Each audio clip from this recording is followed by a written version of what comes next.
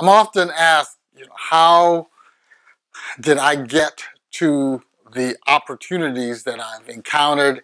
And it really all started back with me growing up in a small town, Crosby, Texas, Barrett Station in particular.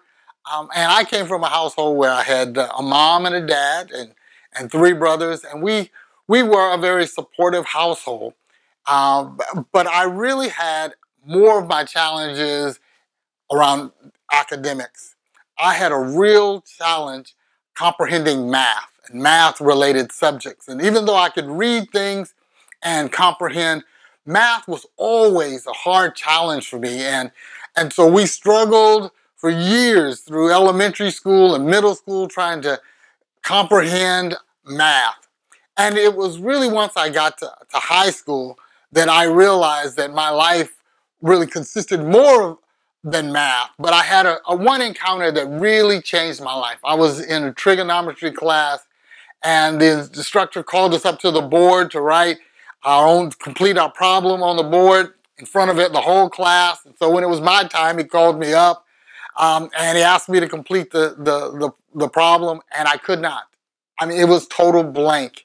We'd gone over the information time and time again, but I could not retain the information. I didn't know why. I wanted to, but it was just very difficult. And out of frustration, he yelled at me in front of the class, "Tyrone, go sit down. You must have a smooth brain.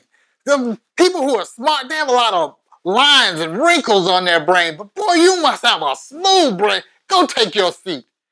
And that just was like a wet blanket of shame.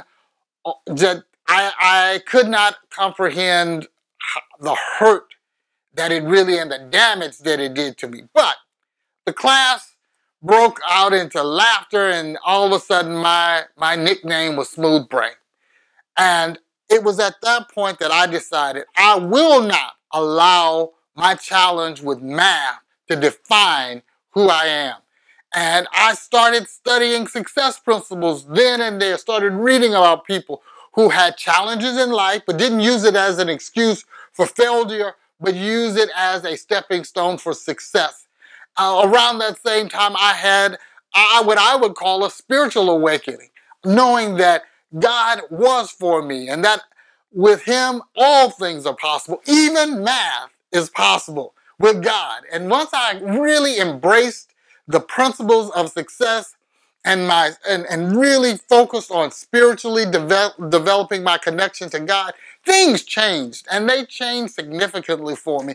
To make a long story short, I ended up graduating and doing well. I applied to Prairie View A&M University, got a full 4-year scholarship, and while there, met some of the most intelligent people I have ever met in my life who supported me through all of my challenges. Even though I still had challenges with math, I learned how to develop success strategies to overcome and to compensate for my deficiencies. At the same time, I learned that I had dyslexia. For the first time in my life, I understood now why numbers were reversed and why I couldn't retain information even though I wanted to.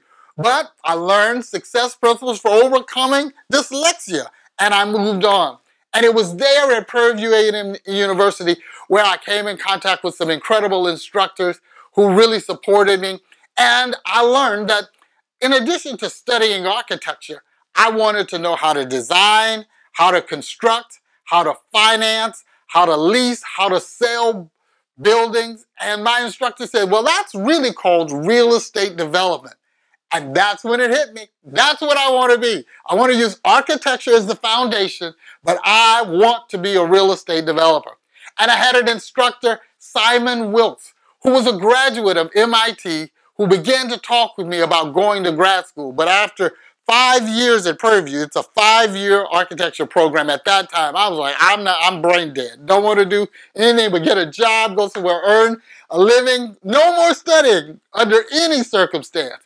But he and my other instructor, C.K. Ando, really coaxed me into going to a conference in Massachusetts, in Cambridge, Massachusetts. And Most of the time of the conference, we spent visiting Harvard and MIT. I didn't know that the only reason they signed up to take me and a couple other students to Boston was to introduce us to the opportunities at Harvard and at MIT. It was freezing in Boston in March, and I had no intention of ever coming back to a place that was freezing and had a blizzard in March.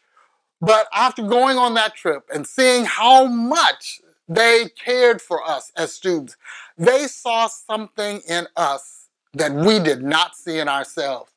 And once I got back to campus, I really kind of had time to regroup and contemplate. Here I am at a school that takes a personal interest in me, taking a personal interest enough to take me to Boston, to show me Harvard and MIT, and to try to convince me that graduate school was the next step in my career. I decided to apply to MIT because that's where my instructor was from. So in honor of all of the efforts that he went through to get us to Boston and to expose us, I said the least I can do is to apply. I really am not that interested in going because I don't want to study anymore and it's a cold place, but I'm going to apply.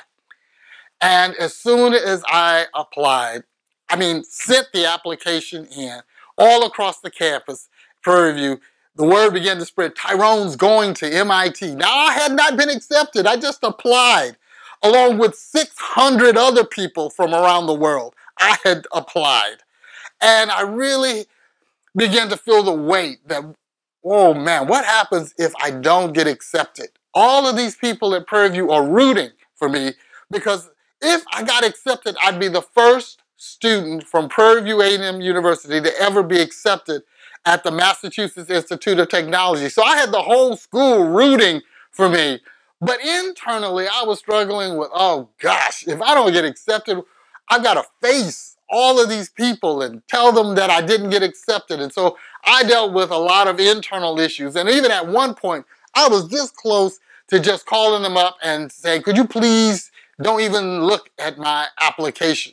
But I got past the fear and eventually learned that I had been accepted to the Massachusetts Institute of Technology to get a master's degree in city planning, specializing in real estate development.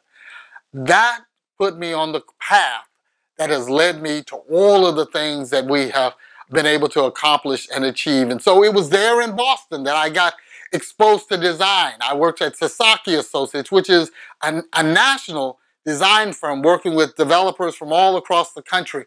I worked with a company called Long Bay Construction Company, an African-American owned company that created a position for me to understand construction. And I am so grateful to Ken Guscott and all the folks at Long Bay because they really did take a chance on me.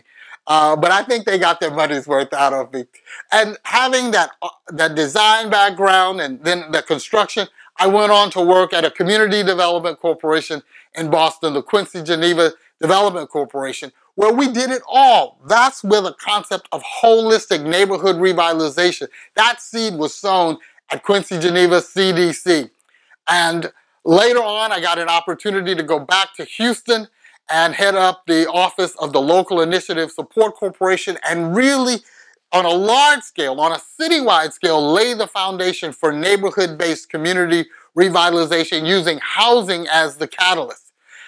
After a while there, I went on and had a number of other jobs, all in real estate development, from commercial real estate to multifamily real estate to office to retail. I did it all and did it all successfully. And because of that, I got an opportunity to move to Atlanta to head up one of the largest public housing redevelopment partnerships in the city, 105 acres, the villages at Carver. And we were able not only to deal with housing, but to deal with education, to look at workforce development, to look at not only how to house people, but how to change the lives of the people who live in our housing. And I worked with Annie Casey Foundation on the largest redevelopment activities at that time in Atlanta. I've had so many opportunities to take my passion and my skill and transfer that into transforming organizations, the communities and to people. And through that, it's brought me to Sacramento, where I have the opportunity to lead the development department at the Sacramento Housing and Redevelopment Agency. We oversee the redevelopment activities for the city and the county. We oversee the housing authority activities for the city and the county. We oversee in my department all of the housing finance, all of the affordable home ownership programs, all of the asset repositioning for the agency, and all of the new initiatives, which include the Promise Zone. Sacramento is one of only 16 cities, urban cities, that has a Promise Zone initiative, and now Opportunity Zones. All of those things I have an opportunity to impact on a daily basis. And not only that, but I'm also a speaker and an author as well. Here in my position, I'm able to not only impact the city, but the county. I serve on a state advisory board, and I'm engaged in national activities as well. It's been a journey, and I've taken the scenic route. But it's amazing to think that after all these years, the thing that I stated at Prairie View, the seed of all that I'm doing, was planted in my heart when a little guy from a little country town, Barrett Station, got an opportunity to live his dreams. I'm excited about my future. I'm really honored to have been able and to continue to make the impact that I'm making.